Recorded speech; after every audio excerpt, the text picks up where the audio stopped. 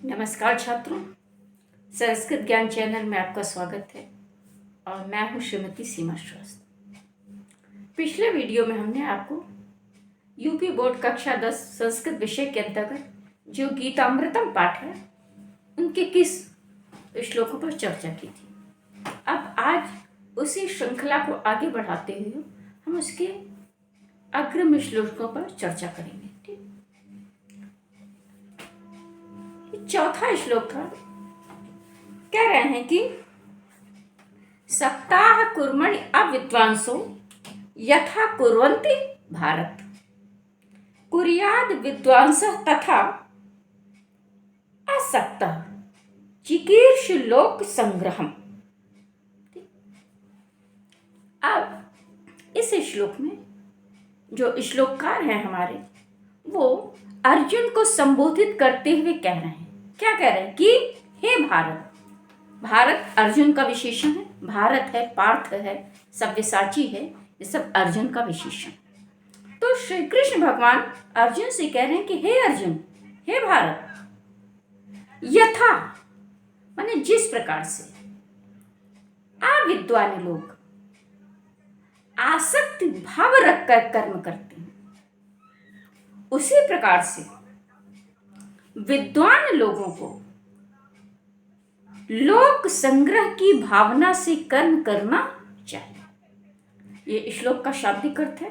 ठीक, अब इसकी व्याख्या यदि पूछी जाती है तो आप इसको और कैसे एक्सप्लेन करेंगे। तो अब कर्म तो सभी करते हैं, ज्ञानी भी करता है और अज्ञानी भी करता है। अब दोनों की सोच में फर्क होता है। जो अज्ञानी होता है वो कर्म के प्रति आसक्ति रखकर कार्य करता है, अर्थात कर्म से ज्यादा उसका ध्यान उसके परिणाम पर होता है और इसलिए शायद उसे आशातीत सफलता नहीं मिल पाती है। ठीक, तो वही कृष्ण भगवान अर्जुन को समझाया कि जिस प्रकार अज्ञानी लोग कर्म के प्रति आसक्ति भाव रखकर कर्म करते हैं, उसी प्रकार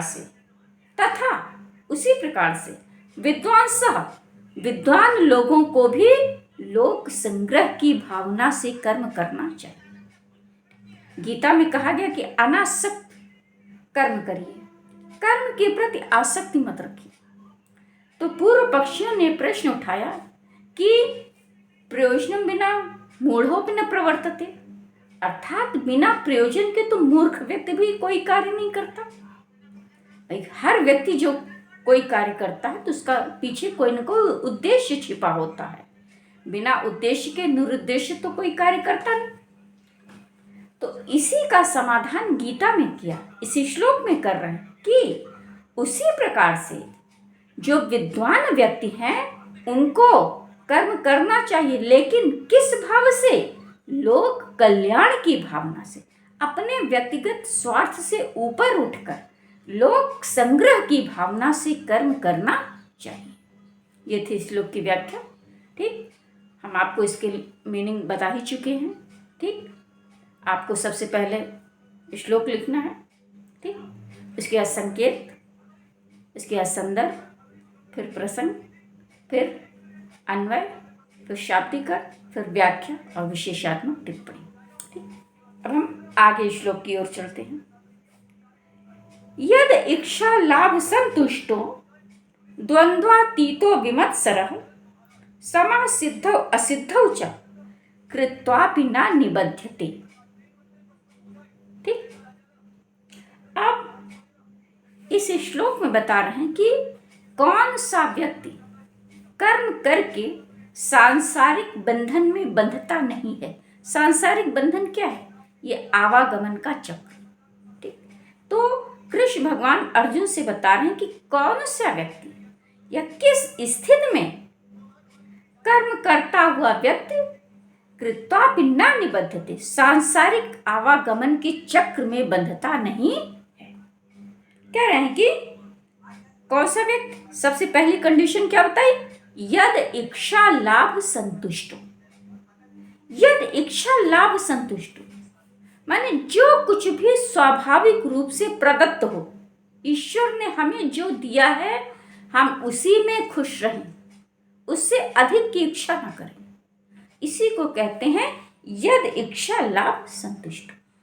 ठीक, तुलसीदास ने भी रामचरितमानस में इसी एक प्रकार की भक्ति बताई, नवधा भक्ति होती है, तो इसी भी एक प्रकार के, इसको भी एक प्रकार की भक्ति बताई है। ठीक है, और तो यद इच्छा लाभ संतुष्ट, जो कुछ भी ईश्वर ने हमें दिया है, जो भी दिया है, जैसा भी दिया है, जितना भी दिया है, हम उसी में खुश रहें, उसी में उसका धन्यवाद ज्ञापित करें।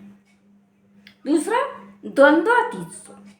द्वंद्वातीत पिछले के श्लोकों में हम आपको बता चुके हैं। द्वंद्वातीत माने द्वंद्व माने जोड़े, जो हमने षट द्वंद्व बताए थे वेदांत दर्शन में, उसी से द्वंद्वातीतो, सभी षट द्वंद्वों से ऊपर रहकर, विपरीत परिस्थितियों से ऊपर रहकर, विमत्सरा ईर्ष्या रहित होकर, सम असिद्धौ च, सिद्धि और असिद्धि, सिद्धौ असिद्धौ, सिद्धि और असिद्धि में समान माने समान भाव रखकर, कृत्वा कर्म करता हुआ व्यक्ति निबद्धते न, सांसारिक आवागमन के चक्र में बंधता नहीं है।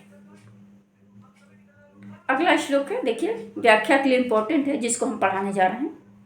ठीक, सूक्ति और व्याख्या दोनों के लिए महत्वपूर्ण है। कह रहे हैं कि श्रद्धावान लभते ज्ञानम, संयत इंद्रिय तत्पर, ज्ञानम लब्ध्वा पराम शांति अचिरेण अधिगच्छति। इसमें जो सबसे पहला पद है, श्रद्धावान लभते ज्ञानम, ये सूक्ति परक वाक्य है, ये अक्सर पूछा जाता है, इसको देख लीजिएगा आप लोग, सूक्ति के लिए इंपॉर्टेंट है। ठीक, श्रद्धावान लभते ज्ञानम। ठीक, लभते ज्ञानम, ज्ञान प्राप्त करता है। कौन व्यक्ति ज्ञान प्राप्त करता है? श्रद्धावान, जो श्रद्धालु होता है वही ज्ञान को प्राप्त कर पाता है। अब श्रद्धावान किसके प्रति? जो हमारे स्मृति ग्रंथ हैं, वेद हैं, पुराण हैं, स्मृतियां हैं, या जो गुरु के वाक्य हैं, उनके प्रति जो श्रद्धा भाव रखता है वही ज्ञान को प्राप्त कर पाता है। अगर हमारे गुरु के प्रति श्रद्धा नहीं है, या स्मृति पुराणों ग्रंथों के प्रति हमारी श्रद्धा नहीं है, तो हम ज्ञान नहीं प्राप्त कर। ज्ञान प्राप्त करने के लिए श्रद्धा सबसे पहली आवश्यक शर्त होती है। तो जो श्रद्धालु व्यक्ति होता है वही ज्ञान प्राप्त कर पाता है। और दूसरी कंडीशन, तत्पर संयत इंद्रिय, अन्य के हिसाब से संयत इंद्रिय तत्पर। और दूसरी चीज, ज्ञान, और कौन व्यक्ति ज्ञान प्राप्त करता है? जो सदैव इंद्रिय संयम में तत्पर रहता है, सदैव इंद्रियों के संयमन के प्रयास में लगा रहता है। इंद्रियों के संयमन की जो प्रक्रिया है वो एक प्रोसेस है, ये एक दिन दो दिन का काम नहीं, ये एक अभ्यास है, ये एक प्रक्रिया है। तो जो व्यक्ति सदैव इंद्रियों के संयमन में तत्पर रहता है और ज्ञानम लब्ध्वा, ऐसा व्यक्ति ज्ञान प्राप्त, ज्ञान कौन प्राप्त कर पाता है? जो श्रद्धालु होता है और सदैव इंद्रिय संयम में तत्पर रहता है, वही व्यक्ति ज्ञान प्राप्त कर पाता है। और दूसरी चीज, ज्ञानम लब्ध्वा, और जब ज्ञान प्राप्त कर लेता है तब क्या करता है? ज्ञानम लब्ध्वा, ज्ञान प्राप्त करके पराम शांति, अचिरेण, अचिरेण माने शीघ्र ही, पराम शांति, परम शांति को अधिगच्छति, प्राप्त करता है। ठीक, श्रद्धालु व्यक्ति और इंद्रिय संयम में तत्पर रहने वाला व्यक्ति ही ज्ञान प्राप्त कर पाता है, वास्तविक ज्ञान प्राप्त कर पाता है, और ज्ञान को प्राप्त करके शीघ्र ही परम शांति को प्राप्त होता है। ये श्लोक दोनों प्रकार से इंपॉर्टेंट है, इसको देख लीजिएगा आप लोग। और आज्ञश्च अश्रद्धानश्च संशय आत्मा विनश्यति। ये जो संशय आत्मा विनश्यति है, ये भी सूक्ति परक वाक्य है, इसको भी आप लोग देख लीजिएगा बोर्ड के लिए। अज्ञश्च अश्रद्धानश्च, अज्ञश्च जो अज्ञ है, विज्ञ अज्ञ दोनों विलोम है एक दूसरे के। विज्ञ जो जानकार है, अज्ञ जो जानकार नहीं है, अज्ञानी। ठीक, तो अज्ञश्च अश्रद्धानश्च, जो अज्ञ है, अज्ञानी है, और अश्रद्धानश्च जो अश्रद्धालु। अश्रद्धालु किसके? वेद पुराण स्मृति ग्रंथों के प्रति जो श्रद्धा। तो जो अज्ञानी है और जो अश्रद्धालु है और ऐसा संशय आत्मा वाला जो व्यक्ति है, वो विनश्यति, नष्ट हो जाता है। ठीक, जो व्यक्ति अज्ञानी है और जो अश्रद्धालु है, जो धर्म कर्म के प्रति आस्था श्रद्धा भाव नहीं रखता, और जिसके मन में संशय है, संशय आत्मना, जिसकी आत्मा में संशय है, ऐसा व्यक्ति नष्ट हो जाता है। ठीक, कभी भी धर्म कर्म के प्रति, गुरु के प्रति जो आप्त वाक्य होते हैं, वचन होते हैं, उनके प्रति जो व्यक्ति संशय रखता है, पता नहीं सही है कि गलत है, वेद पुराणों में कही गई बातें पता नहीं सही है गलत है, इससे कुछ होता है कि नहीं होता है, तो जो व्यक्ति संशय रखता है वो विनश्यति, वो नष्ट हो जाता है। जो व्यक्ति संशय रखता है, ऐसा व्यक्ति नष्ट हो जाता है। और नयम लोको अस्ति न परो, और ऐसे व्यक्ति के लिए, कैसे व्यक्ति? संशय आत्मा, संशय आत्मा वाले व्यक्ति के लिए नयम लोको अस्ति, न यह लोक है, न परो, न परलोक है, न सुखम, न सुख है।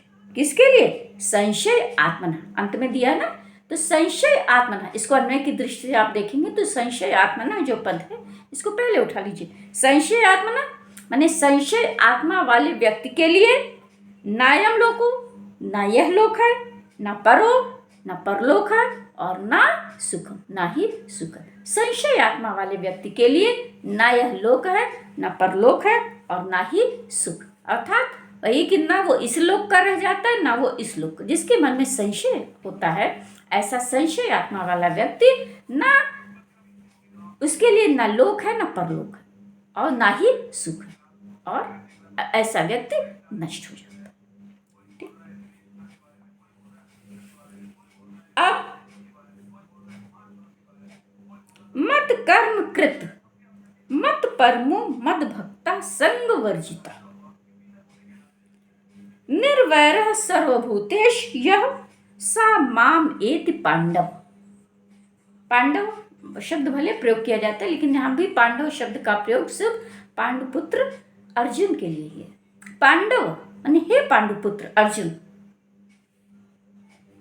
मत कर्म कृत। अब कृष्ण भगवान कह रहे हैं कि कर्म करिए और कर्म करके मुझे समर्पित कर दीजिए। तो इसीलिए कहें कि हे पांडव, मत कर्म कृत, मेरे लिए कर्म करने वाला व्यक्ति, मत परमो भक्ता, मेरा परम भक्त है। जो व्यक्ति मेरे लिए कर्म करता है और कर्म करके मुझे समर्पित कर देता है, और दूसरी कंडीशन क्या होता है? संग वर्जिता, जो आसक्ति से रहित व्यक्ति है। जो व्यक्ति आसक्ति रहित है और मेरे लिए कर्म करता हुआ कर्म को मुझे समर्पित कर देता है, और निर्वैरः सर्वभूतेष, और यह माने जो सर्वभूतेष निर्वैरः, जो सभी प्राणियों के प्रति निर्वैरः, वैर रहित है, मद भक्ता, वही व्यक्ति मेरा भक्त है, और सा माम एति, और वही व्यक्ति, सा माने वह, माम माने मुझे, एति माने प्राप्त करता है, और वही व्यक्ति मुझे प्राप्त कर पाता है। फिर से देख लीजिए एक बार। ठीक, मेरे लिए कर्म करने वाला व्यक्ति आसक्ति से रहित होकर, संगवर्जिता, आसक्ति से रहित होकर मेरे लिए कर्म करता हुआ और कर्म को मुझे समर्पित करता हुआ, सभी प्राणियों के प्रति निर्वैर भाव रखता हुआ व्यक्ति ही मद भक्ता, मेरा भक्त है, और सा माम एति, और वही व्यक्ति मुझे प्राप्त कर पाता है। इसके नीचे देखिए, यो न हृष्यति न द्वेष्टि न शोचति न आकांक्षति शुभ अशुभ परित्यागी भक्ति मान्य सम्य प्रिय।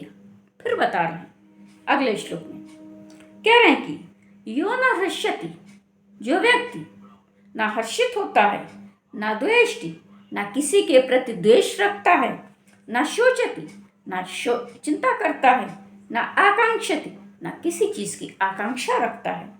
शुभ अशुभ परित्यागी, कर्म का परिणाम चाहे शुभ हो या अशुभ हो, इसका कर्म के शुभ अथवा अशुभ कर्म के परिणाम को त्याग करने वाला व्यक्ति।